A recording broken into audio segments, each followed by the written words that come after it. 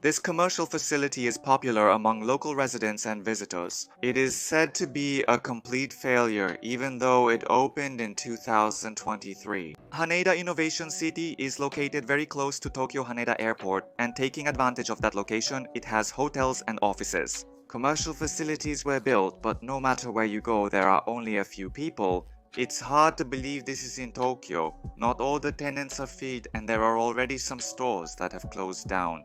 Why has it ended up like this? This time I will introduce everything from the opening of Haneda Innovation City to its future.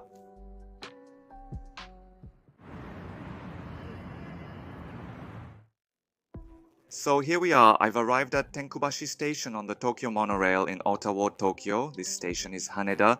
It's not just the nearest station to Innovation City, it's directly connected.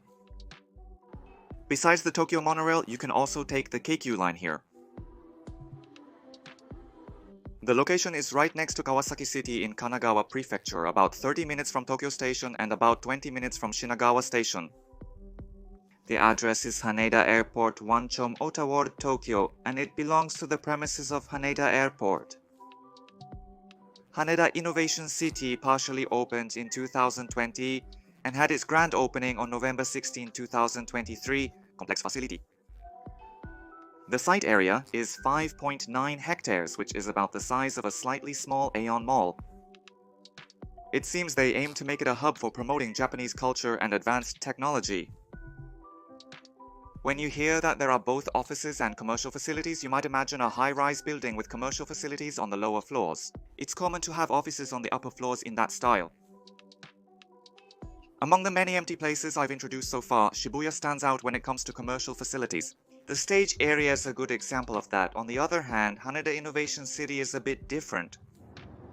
It's divided into a total of 12 zones from Zone A onward, and basically they're connected by a second-floor walkway, but each building is independent. Each zone is separated, like this area is for the general public, and that area is for offices or research centers.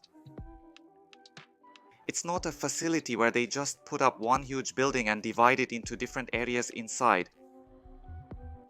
It's like a big Aeon Mall, made up of several buildings, but you don't really see that much in Tokyo. Having as many as 12 independent buildings for each zone is actually rare nationwide. When commercial facilities are in high-rise buildings, the higher you go, the fewer people there are. Sometimes there can be a lot of vacant spaces, so I think it's good that this setup can solve that disadvantage. On the other hand, each area's space becomes smaller, and moving between them can be a hassle, so there are disadvantages too. There's no clear answer as to which is better. It depends on the facility, but it was designed with the intention of accommodating various types of tenants. I think this style suits Haneda Innovation City.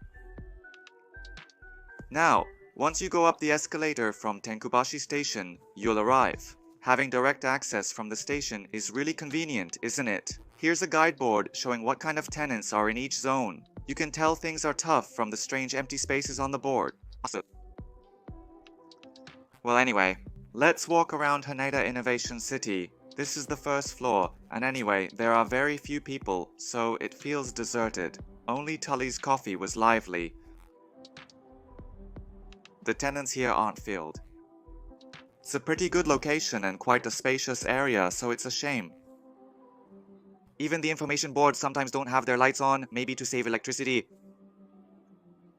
Even though it's clean, it feels kind of bleak. I think it's similar to the Xiaomi I talked about before. Some of you might think it's a bit underwhelming for the first floor, but the main area of this facility is actually on the second floor, so let's go explore the second floor. I've come up to the second floor. As you can see, there aren't many people here. Right after coming up, there's a large section, but honestly, it's a bit of a waste. It's close to the station, so you'd think this area would be filled up first, but maybe there aren't any shops that can match the rent. It's on a different floor, but there was a section of about 160 square meters being offered for around 1.1 million yen. This area here is a bit smaller, but since the location is convenient, I guess the rent is probably about the same, maybe around 1 million yen. Ideally, even if the rent for a store is high, it should be about 10% of the sales, so with that in mind, That means you'd have to make about 10 million yen in sales per month. With so few people around, I feel like that would be pretty tough. You don't really see that very often. There was a white daily. When they move into office buildings or city halls, they use the white daily. And this one is also rare. According to Sugiya Post Office's research, it's the only sugi in the country. At a store called Plus, you can experience cutting-edge healthcare. It's a tenant that fits the theme of Innovation City. Apparently, it's integrated with artificial intelligence and does various things for you. There are a lot of customers everywhere in the country. Even at the Sugiya branch, both the artificial intelligence and the staff seem to have a lot of free time here. Honestly, I'm worried they might end up closing down, but I also feel like they're operating as an experimental store, disregarding profits. Even so, the building is really cool. The grey and white colors are the main feature, giving it an inorganic feel, which I personally like. I feel like it blends in well with the airport's related facilities. Let's move on and keep going. This place is called the Innovation Corridor. Apparently it's a pedestrian-only deck and so on. After passing through the office area and cafes, there was a food court. Well, I did visit in the evening, but there was surprisingly zero customers. The other restaurants weren't open at that time either, so I can't really say much. But at this rate, I think there won't be many people even at night. No, but really, there just aren't any people here, that's all I can say. Here, there's a Kawaya that has already closed down. If you don't know what kind of store Kawaya is, you can imagine Animate. In the end, that's how it turned out. It seems difficult for stores selling anime-related goods to succeed anywhere. Even so, the fact that Tenants withdrew right after opening shows how tough this facility is. If you go all the way to the back, you get a great view of Haneda Airport and neighboring Kawasaki City. It feels open and nice. There were also people taking pictures of planes taking off from Haneda Airport. Under here is the live house ZEP. Haneda Innovation City gets crowded with people on days when live concerts are held at Haneda, which has a capacity of 3,000 people since there was no live concert on this day. That's why there are so few people. However, it seems that people who come to ZEP also complain that there aren't many places to kill time. It's true that aside from the cafes, there really aren't any places to kill time. By the way, for the opening event of ZEP Haneda, the park was closed to the public due to coronavirus disease, but it was held by Cho Tokimeki Sendenbu. The cutest thing ever went viral, didn't it? Now let's talk about the biggest attraction of this facility. Let's head to the place, to the third floor of UN. Let's go up and see. Wow.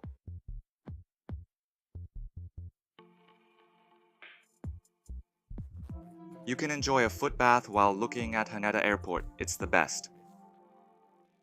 I woke up early in the morning and traveled from Osaka to Tokyo, so I'm tired. I felt like all my exhausted energy was instantly restored. Plus, since it was cold that day, I was able to warm up. The scenery was nice, and I feel like I stayed there for quite a while. By the way, this place was the most crowded. There aren't many places outside of hot spring areas where you can soak your feet, especially in Tokyo. This is what the current situation at Haneda Innovation Scene looks like. Even though it just opened, there still aren't many people here yet. It's said that many tenants have already withdrawn. Although it's not quite at that stage yet, unless they make a major shift in their concept, it seems like it's going to be pretty tough. By the way, it seems that there are still vacancies on the office floors and they are not fully occupied yet. The hotel seems to be doing fairly well, partly because of its convenient location near Haneda Airport. I'll mention this again in the section I'll explain later, but there are only cafes and light eateries where you can kill time, and there's no shopping available. I felt like it's not really a place that ordinary people would go out of their way to visit. I feel like I could spend hours there every week, so it's probably fine for me. But there are food courts and clearly some tenants aimed at the general public. Still, since the offices aren't fully occupied either, it doesn't seem to be very popular with either ordinary people or companies. Once you start talking about it, there's no end to it. So I feel that way too, so I'll explain the process leading up to the opening of Haneda Innovation City at this location.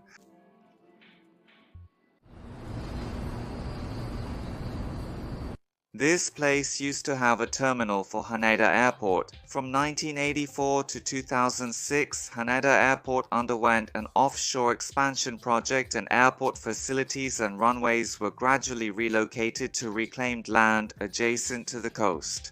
Most of the former site couldn't keep up with the increasing number of travelers. The site was used for the re-expansion project of Haneda Airport, but about 53 hectares remained unused. In order to make use of this unused land, the Ministry of Land, Infrastructure, Transport and Tourism, Ota Ward and Shinagawa Ward formed a partnership in 2008. The Haneda Airport Relocation Issue Council formulated the basic plan for the use of the former Haneda Airport site. In 2010, the former Haneda Airport site was concretely developed based on that plan. Later, they put together an urban development and promotion plan and came up with the name Haneda Global Wings, which is somewhere between cool and lame. The redevelopment was given a name. The plan was divided into Phase 1 and Phase 2. Haneda Innovation City was decided to be built in Phase 1. The use of the land was decided through a public offering, and the proposal from Haneda Mirai Kaihatsu, which was funded by companies such as Kajima Construction, Keikyu Corporation, and Daiwa House, was selected. It opened in 2020 except for Zones A to C, and then fully opened in 2023. That's the sequence of events so far. Although it's a newly opened commercial facility, it's already quite deserted. Now let's explain in detail why this is happening.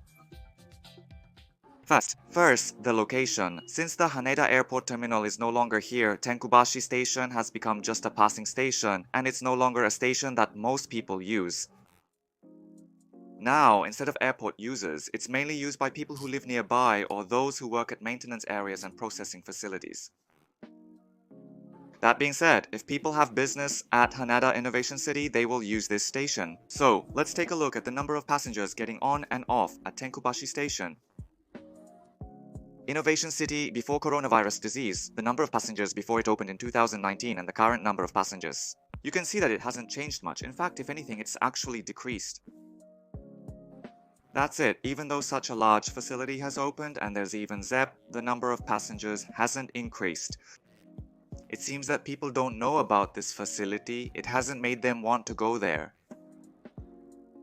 My impression after visiting is that both as an office building and as a commercial facility, it's just not that great. Personally, I think if it's going to be an office, it should be an office. If it's going to be a commercial facility, it should be a commercial facility.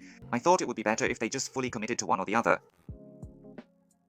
It's pretty critical that there aren't any tourist spots nearby, and it's not the kind of facility where you can spend a whole day. Honestly, I don't really understand who they're targeting. Compared to other commercial facilities, the only attractions are ZEP and Ashu. Whether ZEP is appealing depends on the artist, and honestly, it's not the kind of place you just drop by. So in reality, Ashu is the only main attraction here. But that's not enough to compete. I've said it many times, Ashu was really great, but honestly, there's nothing else. I ended up understanding why people say it was a failure. Also, was it really necessary to divide the districts into 12 such small sections?